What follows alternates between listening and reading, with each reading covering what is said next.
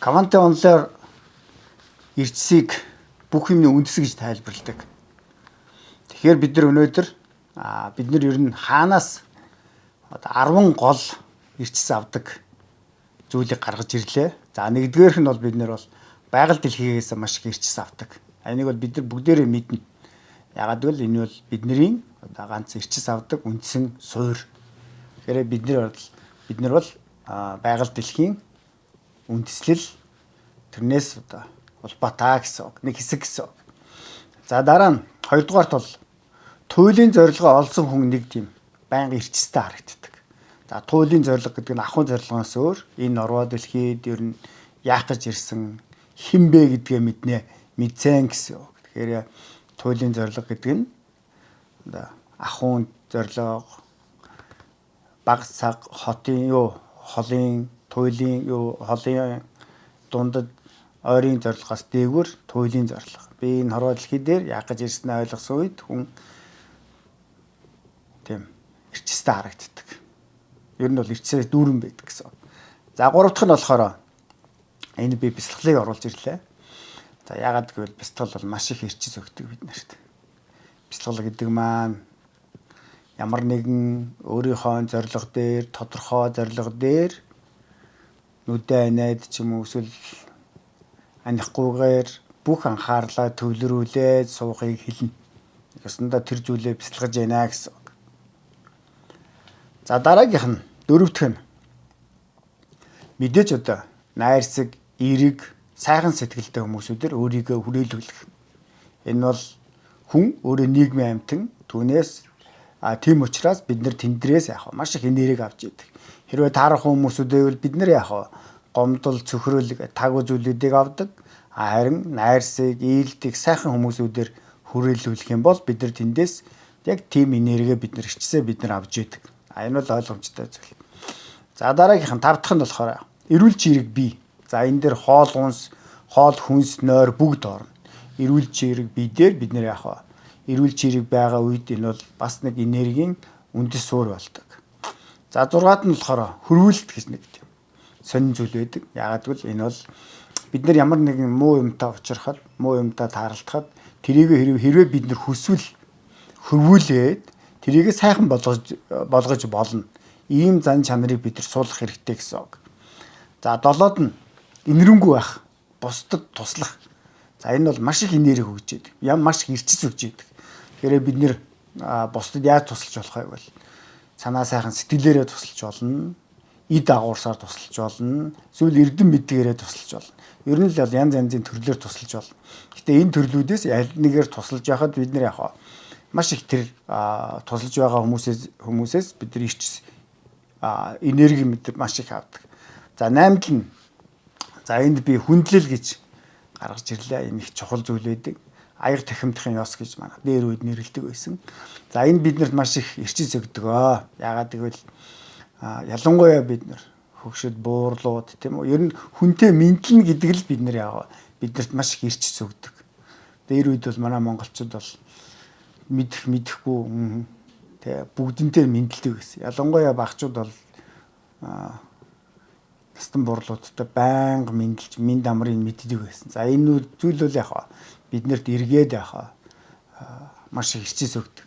Ер нь бол Америкт, Европт бас нэг тийм бид нар заримдаа үл ойлгосон нэг тийм инээмсэглэл байдаг шүү дээ. Хүн болгон бие биен рүү гараал инээдэг. Энэ бол тийм таагүй муу зүйл ерөөсөө биш. Ярин ч инээдтэй. Харин ч эргээр эрэг сайт. Ягаад гэвэл энд бол тийм тааламжтай нөхцөлийг биднэрт бүрдүүлж байдаг. Нөхцөл тэр уур амьсгалыг биднэрт бүрдүүлж байдаг. Хүндлэл бас үгээрээ бас маш их төстэй. Ер нь бид нэр хүмүүсүүдийн хүндлэхгүй хүмүүсүүдийг тийм ээ хүндэлдэггүй. Ялангуяа бусдын хүндэлдэггүй хүмүүсийг янз бүрийн зүйл ер нь бол амьтаа аймгүй бүх зүйлийг хүндэлснээрээ бид нэр эргээд юуг нь түүндээ аавна гэдэг хуулийн дагуу бид нэр маш их энерги эрчс авч яадаг. За 9-д нь бид нэр суралцж байгаа үедээ маш их энерги авдаг. Энэ бол яг хүүхдээс бид нар харалцсан. Ягаад гэвэл яг хүүхдүүдтэй суралцж байгаа үед тэд бол маш их энергитэй байдаг. Энийг яаж хийдгийг, тэрийг яаж хийдгийг, энийг яаж хийдгийг ингээл тэд нэр байнга энергиэр дүүрэн байдаг. Харин бид нар нас тогтоод ирэхээр суралцгаа болдог. Тэгэхээр бид нэр яг энергийн нэгсэндээ хомсдолд орж эхэлж байна гэсэн. Ер нь бол тархины зүгээс тайлбарлах юм бол нейронууд гэж нэг юм холбоос байдаг. Хэрвээ тэр холбоосууд нь яг тасарч эхлэх юм бол бид нэр юм санахад одоо доголдол үүсдэг. За эний чи юу гэдэг вэ? Тэр чинь юу гэдэг вэ гэж бид нар гацдаг шүү дээ, тий. За энэ бол яг тэр нейроны судцууд яг өдөр болгон хэдэн сая нейроны холбоосууд бий болж явах ёстой. Тэр нейроны холбоосууд үгүй бий болохгүй болоод ирэхээр бид нэр яг доголдолд ордог. За энийг бол яаж үргэлж байлгаж явах ёстой гэвэл бид нар ерөөсөл насан туршдаа бид нар суралцах ёстой юм. Харин бас суралцж явах явцдаа бид нар маш их энергийг бий болгодог бас. Ингэж болгоод их зүгээр бас. Тийм учраас бид нар яг энийг хүүхдүүдээс хараад суралцж бол. Тэднээс суралцж байхдаа маш их энерги ялгаруулж, маш их энергийг яг энергитэй явж байдаг. За хамгийн сүүл төгсгөлд нь 10 дугаарт бол хүн багштай үедээ маш их энергитэй эрчтэй байдаг юм байна. Ер нь багштай үедээ гэдэг маань багшийг бол юугаар ч орлуулж болно, тийм үү? За багш яг махан биеэрээ байвал бүр их сайн. За эсвэл таны бизнес коуч байж болно. Эсвэл одоо таны одоо шүтдийн нэг гүрүү байж болно. Эсвэл танаа төрөл садангаас нэг буурал байж болно. Өтгөндөө буурал одоо тэрнээс одоо сургаал сонсож. Эсвэл бүр таны уншиж байгаа ном, эсвэл таны одоо сонирхолтой ямар нэгэн суралцж байгаа зүйл бүхэн бид нэр тэрийг өөрсдийнхөө багшаа гэж ойлгож болно. Тэгэхээр эндээс бид нар маш их эрчээс авдаг. Яагаад гэвэл бид нар бусдын үгийг сонсож, бусдын үгээр явж байхдаа сайн зүйлд тийм үү? Бид нар их өөртөө ихтгэлтэй байдаг. Энэ өөртөө ихтгэлтэй зүйл нь биднэрт яг эргээд таанд биднэрт яг тэр бензин, тэр түлшийг биднэрт өгж байдаг.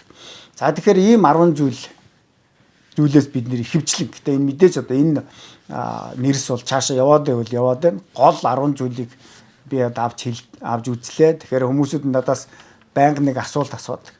Яаж энергитэй өргөлж байх вэ гэдэг. За энергийн хуулийн дагуу бол энэ бол болцоогүй зүйл. Ягаад гэвэл бид нар 6 дугаар ангид хэлээд физикийн хууль, физикийн хичээл дээр энерги үүссэн. Нэг биенээс нөгөө бие рүү шилжиж байдаг гэсэн нэг тийм үгийг бид нар мэднэ. Тэгэхээр энерги яадгүй гэвэл энерги эрчис бол биднэрт орж ирнэ. Харин тэнд бол бидний биеинд орж ирээд байн удаан түүнийг хадгалах биднэрт ямар ч болцоо байхгүй. Ягаад гэвэл бид нар махан биеэрээ ямар нэг юм хийн түүндээ энерги бид нар зарцуулна. Эсвэл бид нар оюуны хөдөлмөр хийж байгаа бол оюуны хөдөлмөр хийгээд түүндээ энерги зарцуулна. Тэгэхээр энерги эрчисгүй болно. Харин дараа нь бид нар маш хурдан нөхөж авч л байх хэвээр. Тэгэхээр энерги гэдэг нь ямар нэгэн зүйл дээр удаан хадгалагдаад байдаг зүйл ерөөсөө биш. Эрчис бол яадгүй гэвэл нэг төлөв байдлаас нөгөө төлөв байдал руу яах вэ? Байнга шилжиж байдаг зүйл. Тэгэхээр одоо бид нар гал түлж जैन тийм үү? Мод шатаагаад галаас бид нар энерги авч, дулааны энерги авч. Яг үнтэй адилхан бид нар яах вэ? Тэр модон дотор тэ шатаагүй байхдаа модон дотор байсан энергийг бид нар дулааны энерги болгоод өөрчилж байгаатай адилхан бид нар яг саяын тухайн одоо энэ нэрлсэн 10 зүйлдээс бид нар маш их хэмжээний энерги бид нар авч болох юм аа. Тэгээд ийм 10 зүйлийг одоо өнөөдөр та нартаа бас санаа сэтгэлээ солилцъя гэж бодсон. За анхаарал тавьсан та бүхэнд баярлалаа.